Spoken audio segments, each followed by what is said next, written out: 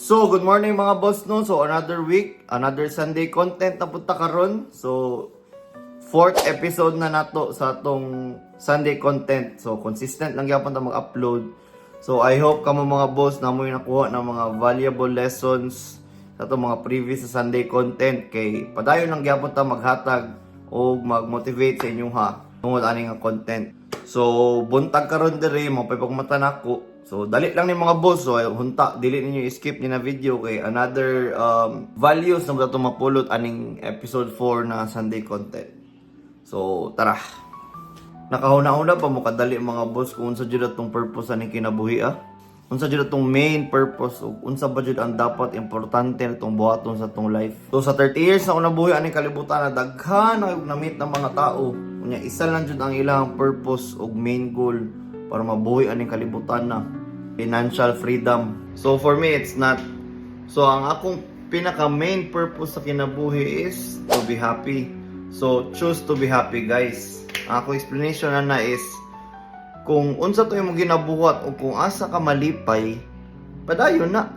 So mo ni akong point mga boss no. So I want you to be happy. So kung ganahan ka mag-hustle hard, then go for it. Padayon na.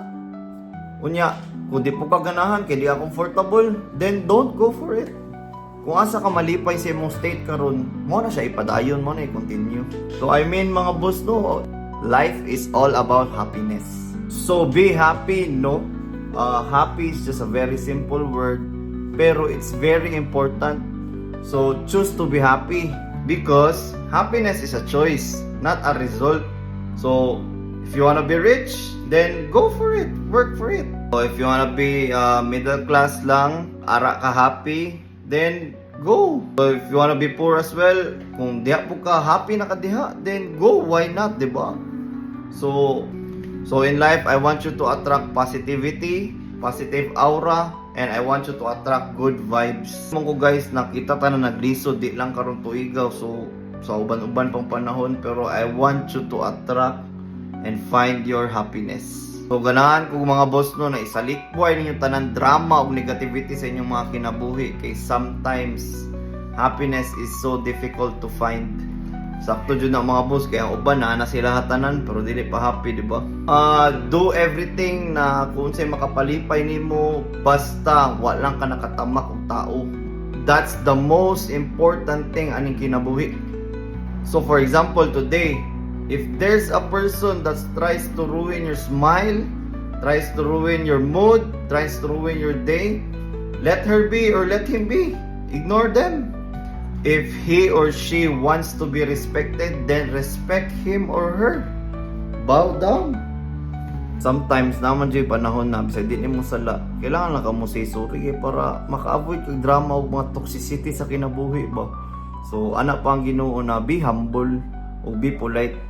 Kay magrasyaan ang taana niya. So ganahan ang Ginoo na magpaubos ta kay siya na'y bahala magpasaka sa tuah.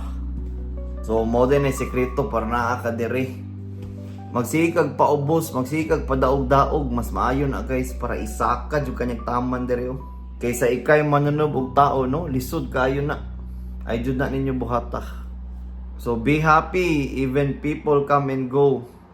O be happy even if our brain starts to deteriorate at the age of 27. So, nabasa rin po na ko sa Google no na atong utok daw mag-deteriorate na pag 27 pataas na ka. Unsa pa man atong oras na isayang guys para dili ta mamabalipayon aning kalibutan na.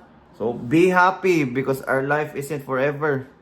So, lipay-lipay jud ta guys kung hantod sa makaya nato. Wa jud forever aning kalibutan na, way forever diri sa earth. Tanan mga wala, pero God's love forever gina siya. And lastly guys, talang ko yung istorya before kumulakaw. Don't forget to thank God every single day. So be happy mga boss. O muna na to Sunday content. Peace.